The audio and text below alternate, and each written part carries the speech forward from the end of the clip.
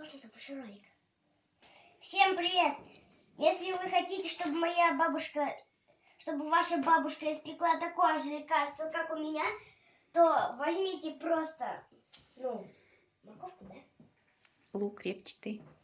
Репчатый лук, очистите его, положите, добавьте сахара, подержите это все на плите, а потом посмотрите, добавьте туда меда 2 ложки больших. Ну ты сядь, ты чего хочешь-то? И просто